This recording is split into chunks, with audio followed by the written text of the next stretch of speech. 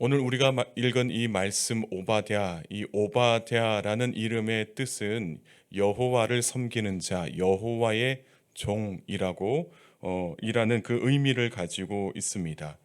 이 오바댜라고 하는 선지자는 남유다 출신의 선지자였고 이 에돔의 멸망과 심판을 선포한 선지자였습니다. 이 오바댜가 쓴 이 묵시는 구약 성경에서 가장 짧은 21절의 분량으로 구성되어 있습니다. 그러나 남유다를 괴롭힌 이 에돔의 죄악들을 지적하고 심판을 선포하는 어조는 매우 강렬하다고 말할 수가 있습니다. 1절의 말씀입니다. 제가 읽겠습니다. 오바댜의 묵시라, 주 여호와께서 에돔에 대하여 이와 같이 말씀하시니라. 우리가 여호와께로 말미암아 소식을 들었나니 곧 사자가 나라들 가운데에 보내심을 받고 이르기를 너희는 일어날지어다 우리가 일어나서 그와 싸우자 하는 것이니라 말씀하고 있습니다. 이 예언의 대상은 에돔입니다. 이 에돔이라는 말 불다라는 의미를 가지고 있습니다. 이 야곱의 쌍둥이 형이었던 에서의 별명이기도 합니다. 그러나 이후에 이 에돔은 에서의 후손이 이룬 이 민족 전체를 지칭하는 데 쓰이게 됩니다. 이 에돔이라는 민족, 요단강 동쪽 세일 땅에 정착한 민족이었습니다. 이 에돔이 이스라엘과 형제의 나라이기는 하나 역사적으로 따지고 보면 이스라엘과의 관계가 별로 좋지 않았습니다. 이스라엘 자손이 출애굽하여서 이 에돔 땅으로 통행하려고 할 때에 이 에돔인들이 이 통행을 금지하였고 또 심지어 군대를 동원해서 그 길을 막았던 역사가 있습니다. 또한 이스라엘의 초대 왕이 된 이 사울 그리고 그 다음에 왕이 된 다윗과 몇 차례 전쟁을 하기도 했습니다. 그리고 에돔의 자손 하닷, 이 하닷은 이스라엘의 왕이었던 솔로몬을 이 대적하는 그런 대적이었습니다. 그래서 이스라엘과 별로 좋은 관계는 아니었습니다. 이 선지자 오바댜가 하나님께서 하시는 그 말씀을 들었는데 어떤 말씀이었냐면 그래서 에돔을 향한 하나님의 심판 계획을 듣고 선포하는 것입니다. 2절의 말씀을 보면 하나님께서 에돔을 작게 여기실 것이라고 말씀을 하십니다. 그리고 다른 나라들로부터 크게 멸시를 당하게 될 것을 말씀하십니다. 에돔을 심판하시려는 분명한 계획을 하나님께서 가지고 계시다라는 것을 볼 수가 있는 거죠. 그렇다면 왜 에돔은 하나님의 진노를 불러 일으키게 되었을까요? 3절의 말씀을 우리가 함께 읽겠습니다. 너의 마음의 교만이 너를 속였도다. 바위 틈에 거주하며 높은 곳에 사는 자여, 내가 마음에 이르기를 누가 능히 나를 땅에 끌어내리겠느냐 말씀하십니다. 하나님께서 에돔을 심판하시는 이유, 그 이유는 바로 교만입니다. 그들이 교만했기 때문입니다. 에돔이 교만했기 때문에 하나님께서 심판하시겠다라고 말씀을 하신 것입니다. 하나님은 교만한 자들을 미워하십니다. 교만은 자신의 능력을 과시하고 자신을 자랑하면서 남을 멸시하는 것을 가리킵니다. 이 성경에서 교만은 하나님의 은혜와 도우심을 부인하는 범죄 행위로 간주하고 있습니다. 이 에돔은 하나님 앞에서 교만했습니다. 그러나 그들은 자신들이 교만하다는 생각을 하지 못할 정도로 어리석었다라는 것을 이야기하고 있습니다. 에돔은 자신들이 우월하다고 느끼고 있었지만 오히려 그들은 자신들의 교만함 때문에 주변 민족들로부터 큰 공경에 빠지게 됩니다. 이 영적으로 보았을 때도 이 교만은 하나님을 모시지 않는 모든 자들이 범하는 죄로 이야기하고 있습니다. 이 교만한 자들은 하나님 없이도 자신의 힘과 능력으로 얼마든지 자신들의 삶을 풍요롭고 유익하게 만들 수 있다고 생각하는 사람들입니다. 하나님 앞에서 겸손할 줄 모르고 하나님을 경외할 줄 모르는 불신앙이야말로 교만이라고 볼 수가 있는 것입니다. 그런데 하나님은 이 교만한 자들을 결코 용납하지 아니하시겠다고 말씀을 하십니다. 교만하게 살아가는 자들은 결코 하나님의 심판에서 벗어날 수 없는 운명에 놓여 있게 되는 것입니다. 그래서 하나님께서 4절 말씀에 이렇게 말씀을 하십니다. 내가 독수리처럼 높이 오르며 별 사이에 깃들을지라도 내가 거기에서 너를 끌어내리리라 여호와의 말씀이니라 하십니다. 이 교만한 자들의 마음은 독수리처럼 높이 솟아오르는 것과 같다라고 합니다. 그리고 밤 하늘에 떠 있는 별과 같이 높아져 있는 그런 상황입니다. 마치 하나님처럼 높아지려고 한다라는 것이죠.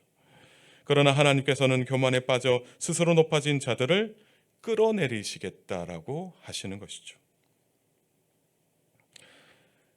하나님께서는 이 교만에 빠진 자들 결코 용납하지 아니하시겠다라고 말씀을 하신 것입니다.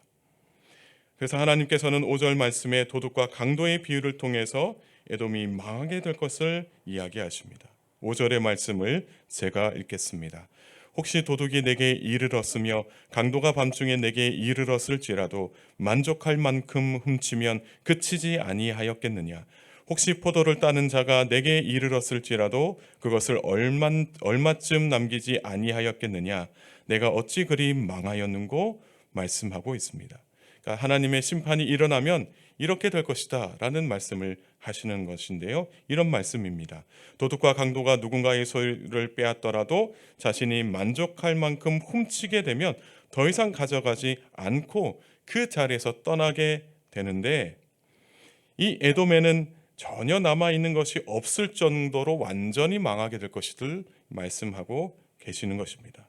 그러니까 그 정도로 에돔은 하나님의 진노 앞에서 철저하게 멸망당하게 됩니다. 그래서 6절 말씀에 보면 에돔의 모든 소유물들이 수탈당하게 되는데 감춘 보물까지도 모조리 빼앗기게 될 것을 말씀하고 있습니다. 그래서 에돔에는 아무것도 남겨져 있는 것들이 아무것도 없을 정도로 심각하게 파괴되고 수탈당하게 될 것을 말씀을 하시는 것입니다. 심지어 이 동맹 국가들이 에돔이 멸망당하는데 일조할 것이라고 말씀을 하십니다. 7절의 말씀도 제가 읽겠습니다. 너와 약조한 모든 자들이 다 너를 쫓아 변경에 이르게 하며 너와 화목하던 자들이 너를 속여 이기며 내 먹을 것을 먹는 자들이 내 아래의 함정을 파니 내 마음에 지각이 없음이로다 말씀하고 있습니다. 이 선지자 오바댜는 에돔의 멸망에 연관되어 있는 부류에 대해서 세 가지로 이야기하고 있습니다. 첫째는 에돔과 약조한 모든 자들, 그리고 둘째는 에돔과 화목하던 자들이고, 셋째는 에돔이 먹을 것을 함께 먹는 자들이었습니다. 이 세 부류는 모두 다 이 과거에 에돔 족속과 깊은 우호 관계에 있었던 나라들이었습니다. 그러니까 모압, 암몬, 바벨론과 같은 민족들이었습니다.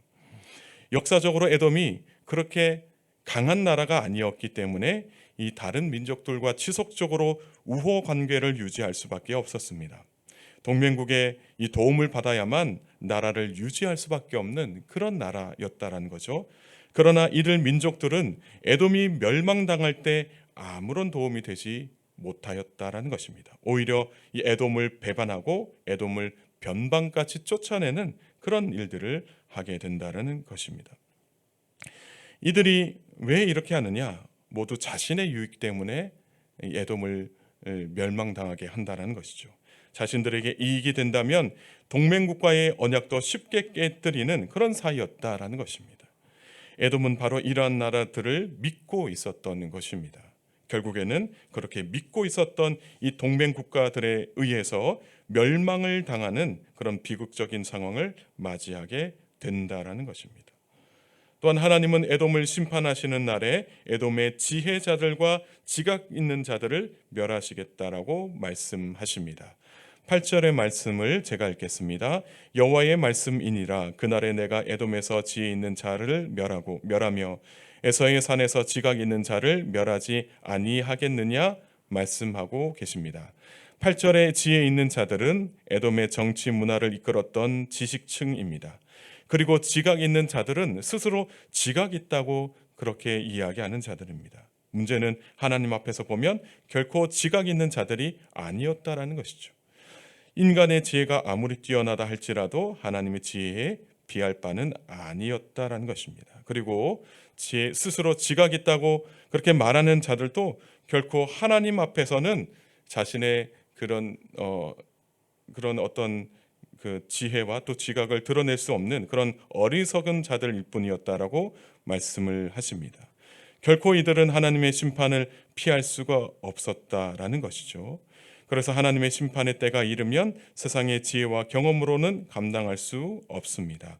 세상에서 가장 지혜롭다고 하는 자들도, 세상의 모든 이치를 깨달았다고 하는 자들도 하나님 앞에서는 자신의 지혜와 지각이 무용지물이라는 것을 그냥 깨달을 뿐입니다. 그 환난에서 자기 스스로를 구원해낼 수가 없다라는 것입니다. 그렇다면 우리를 심판으로부터 구원에 이르게 하는 참된 지혜는 무엇이겠습니까? 그것은 바로 예수 그리스도로 말미암아 구원을 얻는 것 말고는 없다라는 것입니다. 예수 그리스도를 나의 구주로 영접하고 하나님을 경외하는 것이야말로 하나님의 심판에서 벗어날 수 있는 참된 지혜다라는 것을 믿고 오늘 하루도 하나님의 크신 은혜 안에서 복되게 살아가는 우리 모두가 되기를 주님의 이름으로 축복합니다. 함께 기도하시겠습니다. 모든 만물을 정의와 공의로 다스리시는 하나님께 감사와 찬송을 올려드립니다. 이른 새벽에 깨워주시고 새벽 제단을 쌓으며 하나님께 예배드리게 하시니 감사를 드립니다. 우리에게 주신 하나님의 말씀을 묵상하며 삶의 자리에서 말씀의 능력으로 살아가는 믿음의 사람들 되게 하옵소서. 에돔을 향한 심판의 말씀이 오늘날 우리에게도 들려주시는 하나님의 음성임을 깨달아 알기를 소망합니다. 오직 영적 교만함에서 벗어나게 하시어 하나님 앞에서 겸손하게 신앙생활을 할 수 있는 우리 모두가 되게 하옵소서. 특별히 세상의 지혜와 경험보다 하늘의 지혜를 구하며 하나님의 뜻을 이루며 살아가는 우리 모두가 되게 하옵소서. 그래서 늘 삶 속에서 하나님의 자비하심을 구하여 죄악의 길에서 벗어나게 하시고 예수님의 인도하심을 따라 생명의 길로 걸어가는 은총을 경험하게 하옵소서. 사랑하는 교우들의 삶을 주께서 지켜 주옵소서. 오늘 하루도 하나님과 동행하며 말씀의 능력으로 살아가는 복을 누리게 하옵소서. 말씀 안에서 치유를 받게 하시고 말씀 안에서 회복되게 하시며 말씀 안에서 참된 자유를 경험하며 살아가는 복된 그리스도인들 되게 하옵소서. 감사드리며 예수님의 이름으로 간절히 기도드리옵나이다. 아멘.